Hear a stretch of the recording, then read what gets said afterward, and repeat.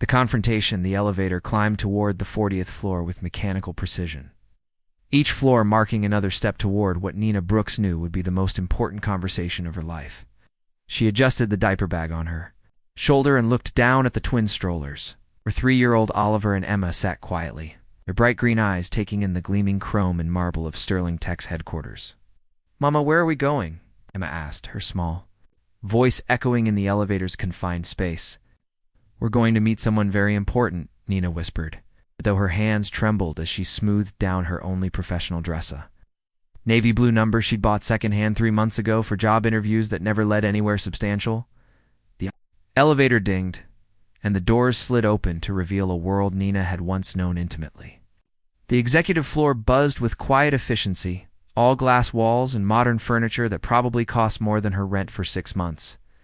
She remembered when Marcus had first brought her here, back when they were engaged, back when he'd whispered promises about their future together. That was before everything fell apart. Before the accusations, the bitter words, the devastating breakup that had left her alone and pregnant with twins. She'd only discovered she was carrying after he'd already moved on. "Excuse me, ma'am, do you have an appointment?" The receptionist's voice was polite but firm, her perfectly manicured nails clicking against her keyboard as she looked up with practiced skepticism.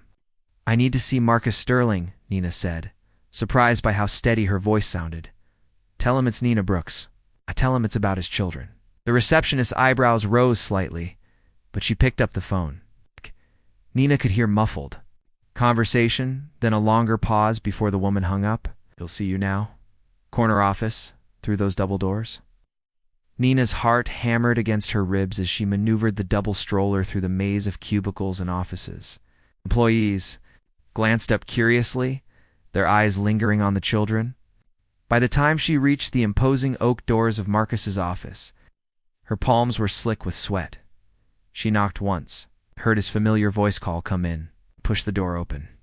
Marcus Sterling stood with his back to her, silhouetted against the floor-to-ceiling windows that offered a breathtaking view of the city's skyline.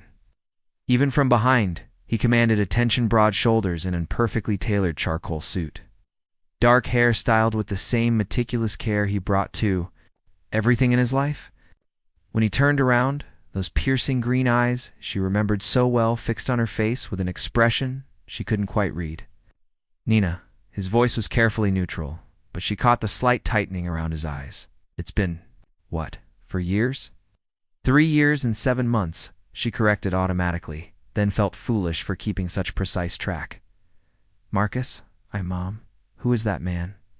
Oliver's clear voice cut through the tension, and Marcus's gaze dropped to the strollers for the first time. Nina watched his face change as he really looked at the children. Oliver sat straighter, his stubborn little chin jutting forward in a gesture that was pure Marcus Sterling. Emma sucked her thumb thoughtfully. Her green eyes, so identical to her father's it was almost startling studying this stranger with the same intense focus. Marcus brought to business negotiations. Silence stretched between them, heavy with unspoken truths and old wounds. Marcus's knuckles were white, where he gripped the edge of his desk.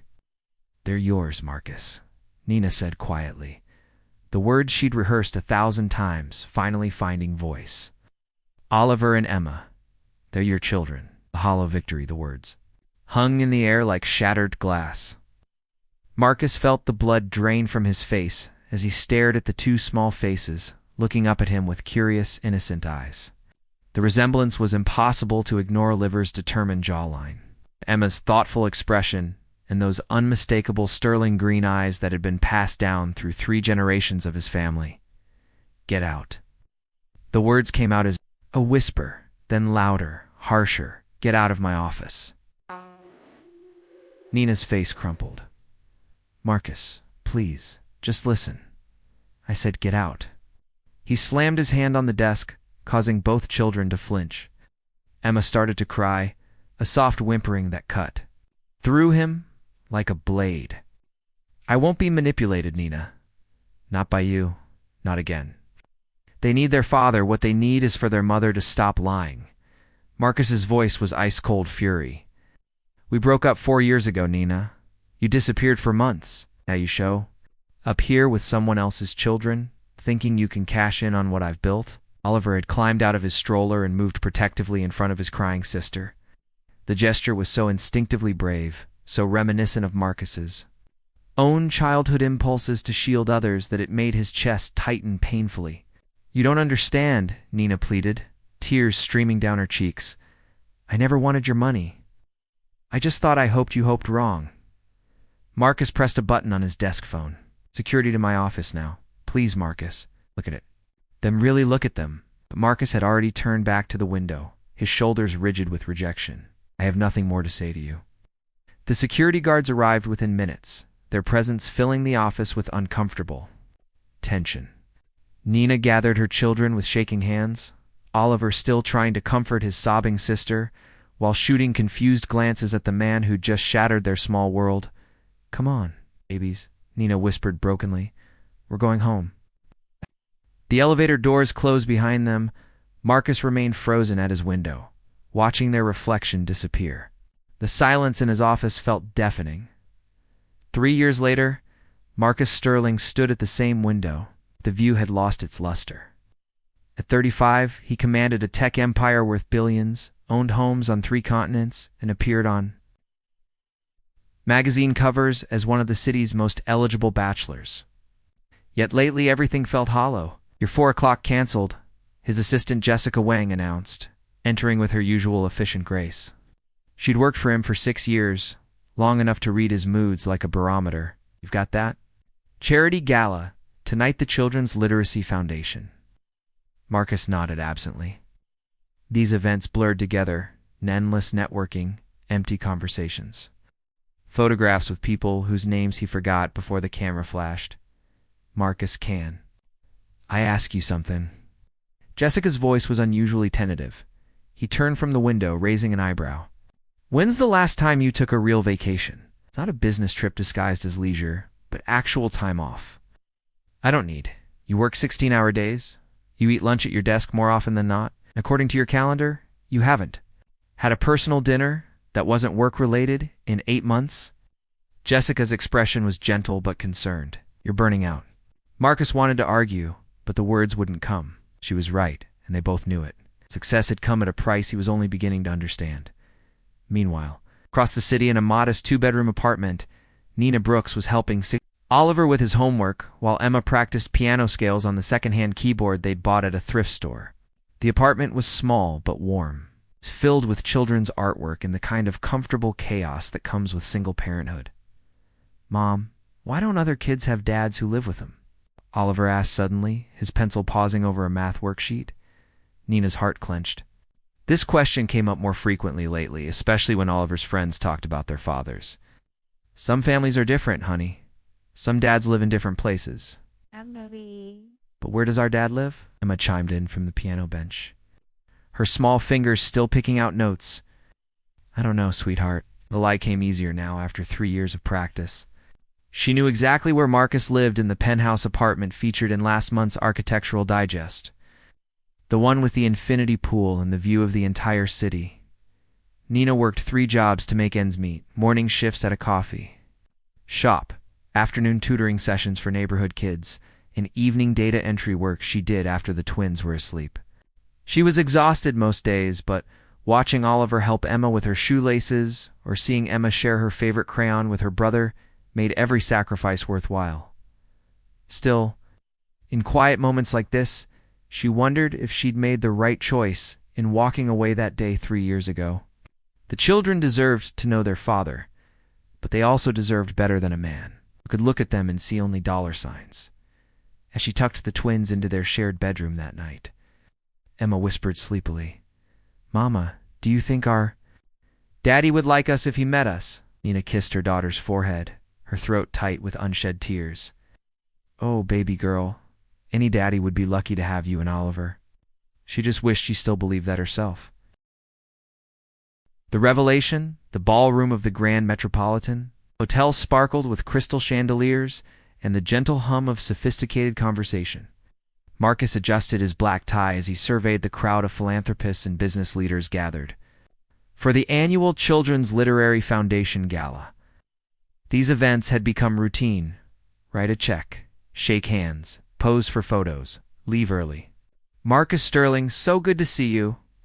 Dr. Patricia Williams, the Foundation's director, approached with a warm smile. Your company's donation will fund reading programs in 12 underserved schools this year. Education is the foundation. Opportunity, Marcus replied with practiced ease, though tonight the words felt particularly hollow. Jessica had been right about his burnout. Even his charitable efforts felt mechanical now, as Dr. Williams guided him through the crowd. Marcus found himself scanning the faces absently until his attention snagged on a familiar figure near the volunteer registration table. His breath caught in his throat.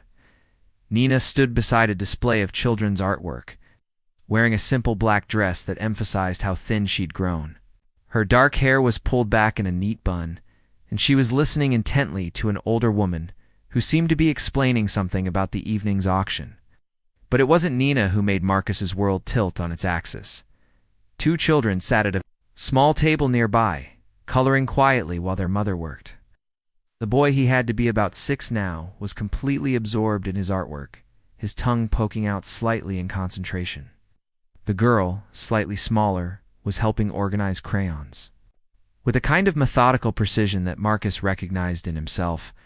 "Excuse me," Marcus murmured to Dr. Williams, unable to tear his eyes away. Oliver looked up from his drawing, just as Marcus stepped closer. The impact was like a physical blow. Those eyes unmistakably sterling green met his with curious interest. The boy's face had lost its baby roundness, revealing the strong jawline and determined expression that Marcus saw in his own childhood photographs. "That's a very impressive drawing," Marcus heard himself say.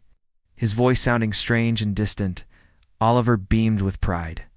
"It's a rocket ship going to Mars. I want to be an astronaut when I grow up.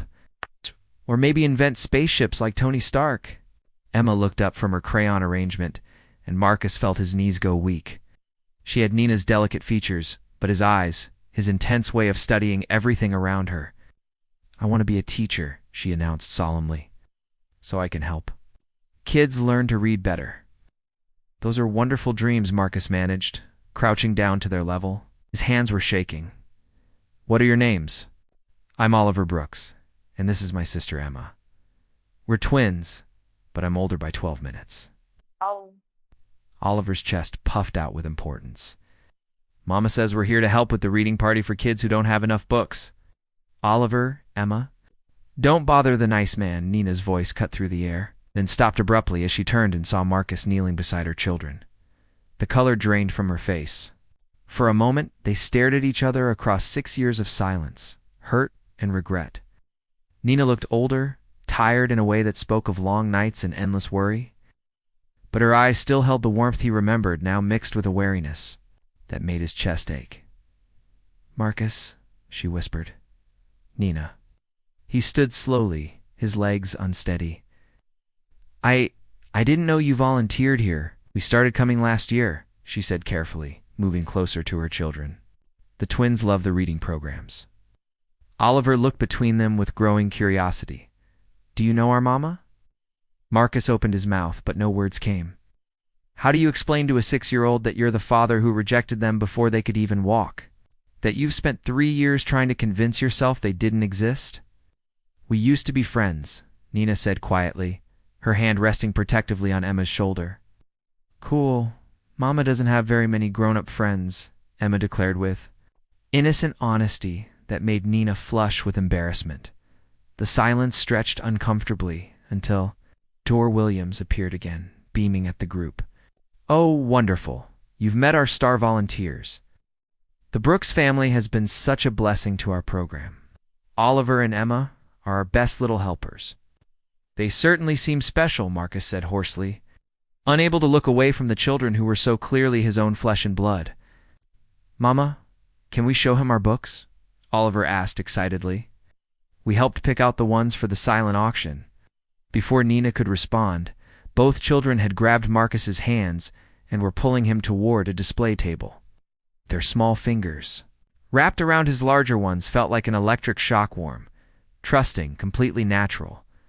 Emma chattered about her favorite stories while Oliver explained his elaborate system for organizing books by reading level. Marcus listened with growing amazement. These weren't just any children, they were brilliant, kind, thoughtful little people who had somehow thrived despite his absence. Oliver's quick mind and Emma's gentle wisdom were evident in every word they spoke. And this one's about a daddy who comes back from space. Emma held up a picture book with excitement. It's really good because the daddy missed his little girl so much that he decided staying home was better than flying to the stars. Marcus's throat closed completely. He looked up to find Nina watching him with an unreadable expression, tears shimmering in her eyes. The truth crashed over him with devastating clarity. These weren't strangers trying to manipulate him.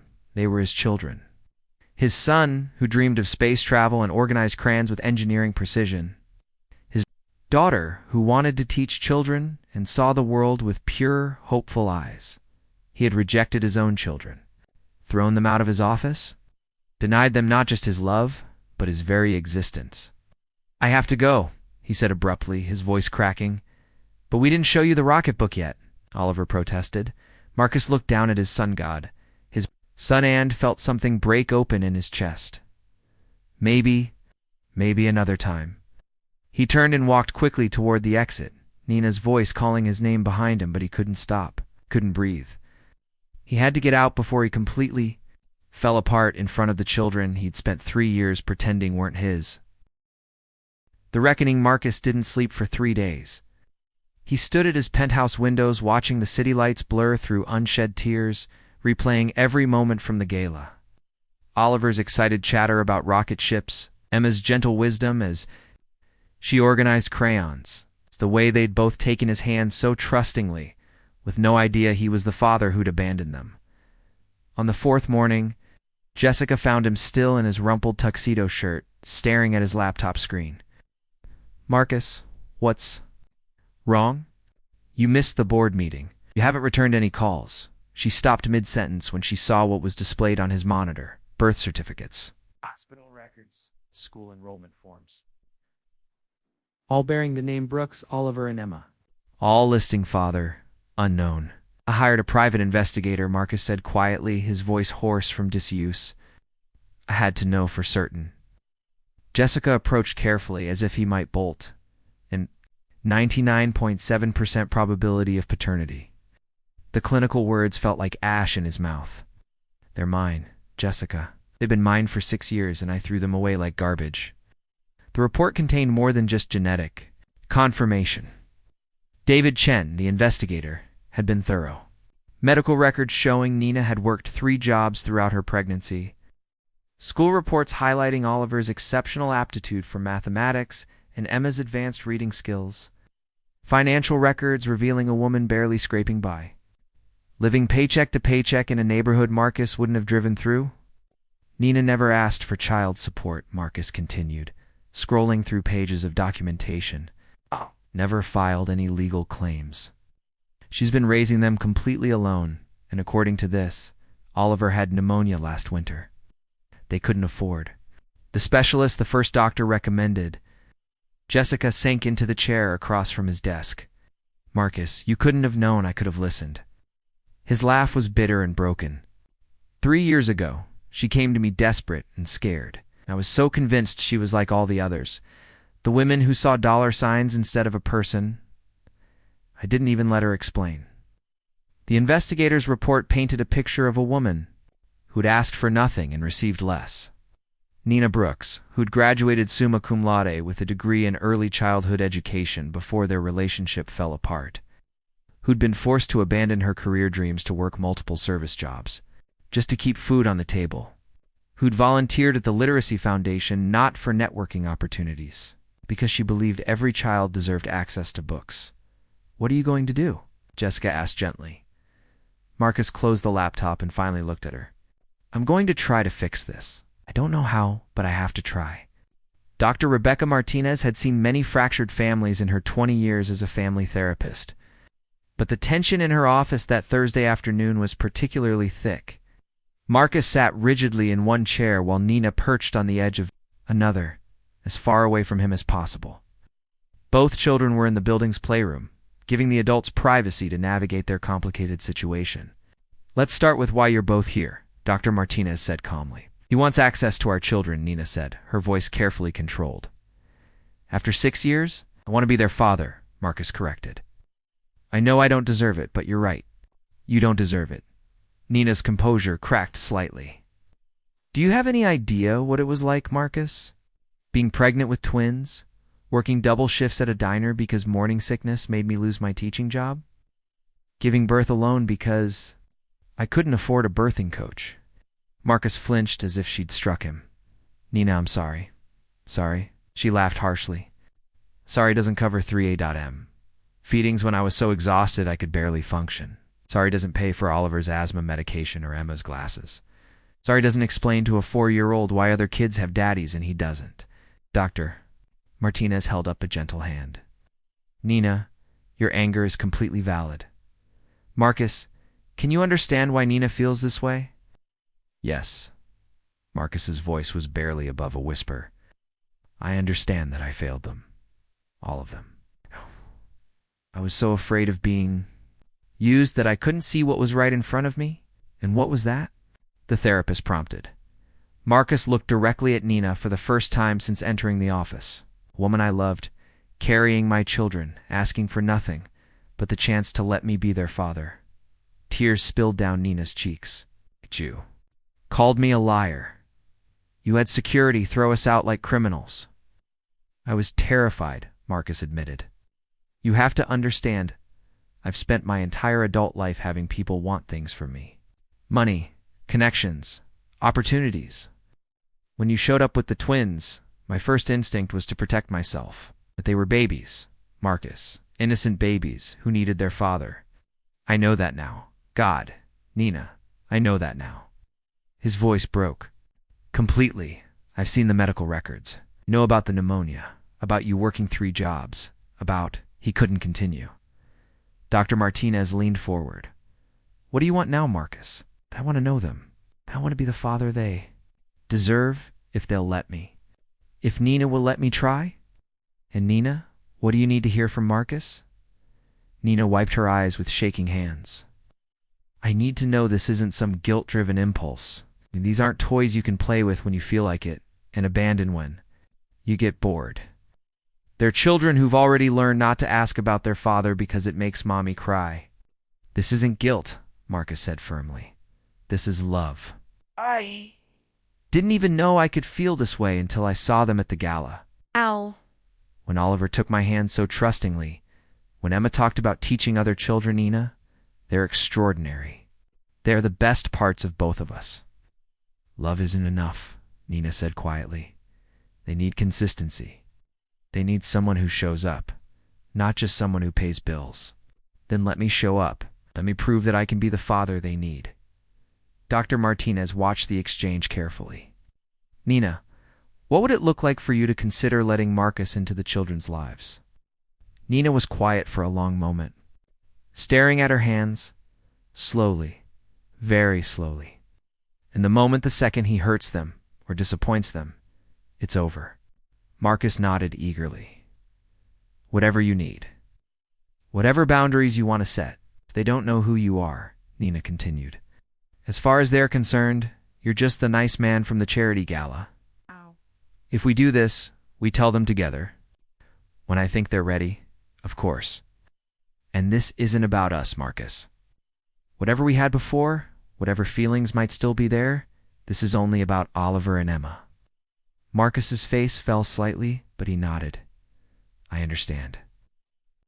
Made a note. I'd like to suggest we start with supervised visits. Perhaps an hour every week here in my office, where the children feel safe. We can build from there, based on how everyone adjusts. As they worked out the details, Marcus felt something he hadn't experienced in years. Hope. It would be a long road, earning the trust of the woman he'd wronged and the children he'd rejected. But for the first time since that night at the gala, he could imagine a future where he was more than just a man.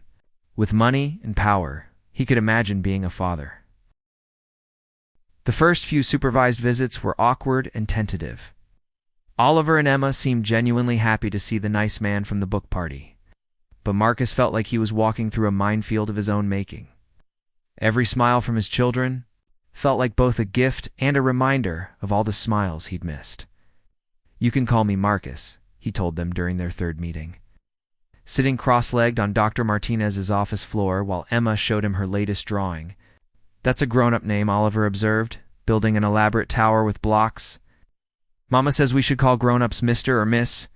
"Well, maybe we're becoming good enough friends that Marcus is okay," Nina said carefully from her chair nearby.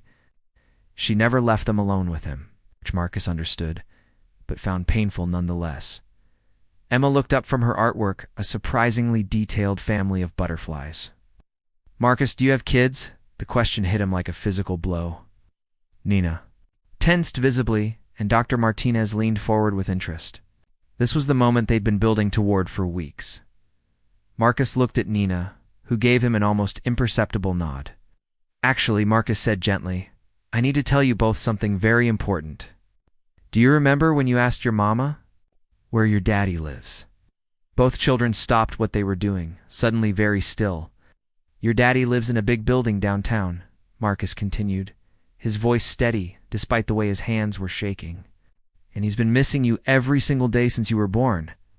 Even though he didn't know how special and wonderful you were." Oliver's face scrunched up in confusion. "How do you know about our daddy?" Marcus took a deep breath. "'Cause I'm your daddy, Oliver. I'm your father." The silence that followed was deafening. Emma's crayon slipped from her fingers and rolled across the carpet. Oliver's block tower remained frozen, half-built. "You're our daddy?" Emma whispered. Double quotes. "Yes, sweetheart." "But why didn't you come see us before?" Oliver's voice was small, confused. Rather than angry, Nina leaned forward, her own eyes bright with tears. "Sometimes grown-ups make mistakes, baby. Big mistakes that hurt people they love." "I made the biggest mistake of my life," Marcus said, looking directly at his children. "I should have been there when you were born. I should have been there for your first steps, your first words, when you were sick, when you learned to ride bikes. I should have been reading you bedtime stories and helping with homework and cheering for you at school programs. Why weren't you?" Emma asked with devastating directness. Marcus felt his throat close up. "How do you explain fear and pride and stupidity to a 6-year-old? "'Cause I was scared," he admitted. "And when grown-ups get really scared sometimes, they make terrible choices. I was scared of being hurt, so I hurt the people I should have protected most." Oliver studied him with those piercing green eyes that were so much like Marcus's own. "Are you still scared?" Marcus said honestly. "But now I'm more scared of missing any more of your lives than I am of being hurt." Emma climbed off her chair and approached him slowly, the way she might approach a nervous animal. "Daddy," she said tentatively, as if testing the word. Marcus's composure finally cracked completely. "Yes, baby girl." She wrapped her small arms around his neck, and Marcus felt 6 years of walls crumble to dust. Oliver hesitated for only a moment before joining the hug. Marcus held his children for the first time, breathing in the scent of their hair, feeling their steady heartbeats against his chest. "I love you both so much," he whispered. "Going to spend the rest of my life trying to make up for not being here." 2 months later, the call came at 2 a.m. on a Tuesday. Marcus bolted upright from sleep, instantly alert in the way he'd trained himself to be for business emergencies. But this wasn't business. "Marcus, it's Nina." Her voice was tight with panic. "Oliver's having trouble breathing. We're at Metropolitan General Emergency Room. Could you come?" "I'm on my way." Marcus broke every speed limit getting to the hospital. Found Nina in the pediatric waiting room, still in her pajamas, her face pale with terror. "What happened?" "His asthma got bad really fast. The inhaler wasn't working. They've got him on oxygen now, but..." Her voice broke. "The doctor said they might need to intubate if it doesn't improve." Without thinking, Marcus pulled her into his arms. For a moment she resisted, then collapsed against him, her careful walls finally cracking under the weight of parental fear. "Where's Emma?" "With Mrs. Patterson next door. She's been watching them when I work nights." Marcus made a mental note to do something wonderful for the neighbor who'd been helping his family survive. "Have you talked to the doctors about treatment options? Want to keep him for observation? Maybe a few days? But Marcus, I can't miss any more work. I already used my sick days when Emma had the flu, and if I lose this job, stop." Marcus's voice was gentle but firm. Don't worry about work. Don't worry about money. Let me handle that stuff. You just focus on Oliver. And Nina pulled back to look at him, tears streaming down her face. I can't ask you to. You're not asking. I'm telling you. This is what fathers do, Nina. This is what I should have been doing all along. Over the next 3 days, Marcus discovered what it really meant to be a parent. He slept in uncomfortable.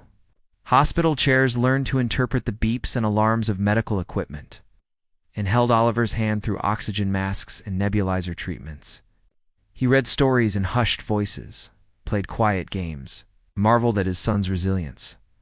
Emma visited every day after school, bringing her brother drawings and updates from his teacher. She'd curl up in Marcus's lap while Oliver slept and whisper questions about whether her twin was going to be okay. Daddy, will you stay here tonight too? She asked on the second evening. Of course, sweetheart. I'm not going anywhere. Good Oliver sleeps better when you're here. So does Mama. Marcus looked across the room where Nina had finally fallen asleep in the reclining chair, exhaustion overcoming her vigil.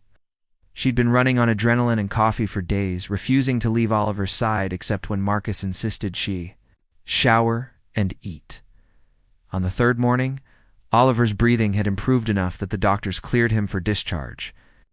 As they waited for the final paperwork, Oliver looked up at Marcus with serious eyes. Daddy, are you going to leave again now that I'm better? Marcus felt his heart break and healed simultaneously.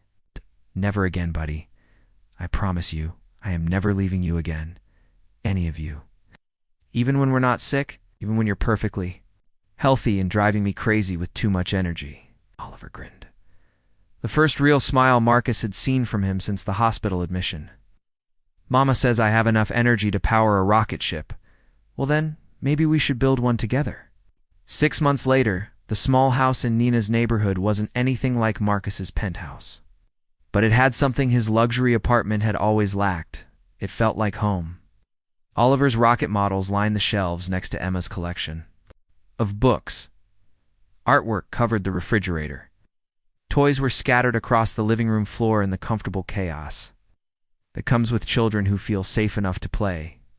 Marcus had bought the house quietly, putting it in Nina's name, because he knew she'd never accept it as charity. But it was close enough to the kids' school that they could walk. And it had a yard where they could play, and a garage where he and Oliver were building their promised rocket ship. Daddy, you're putting the fin on wrong, Oliver announced from his perch on the workbench, 9 years old now, and full of opinions about proper engineering techniques. Am I? Marcus examined the rocket component with exaggerated seriousness. Well, you're the expert. How should we fix it? Oliver launched into a detailed explanation of aerodynamics that would have impressed NASA engineers. Marcus caught sight of Nina in the kitchen window. She was making dinner while Emma helped, both of them laughing about something. The scene was so perfectly normal, so beautifully domestic, that it took his breath away. They weren't exactly a traditional family.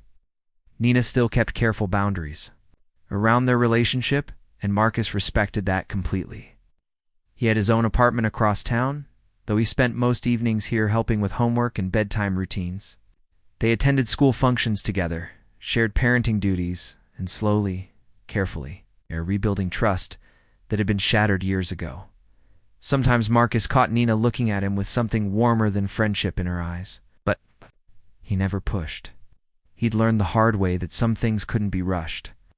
That trust was earned in moments like hospital vigils and Saturday morning pancakes and patient explanations of rocket science. There, Oliver announced, as they attached, the corrected fin, now it's perfect. It's just like you, buddy, Marcus said, ruffling his son's hair. Oliver beamed up at him. Daddy, do you think when I'm a real astronaut, you'll come to watch my rocket launch? Marcus looked at his son, brilliant, curious, full of dreams, and completely confident that his father would be there to see them come true. The trust in those green eyes, so much like his own, was both humbling and healing. Oliver, Marcus said seriously, I wouldn't miss it for the world.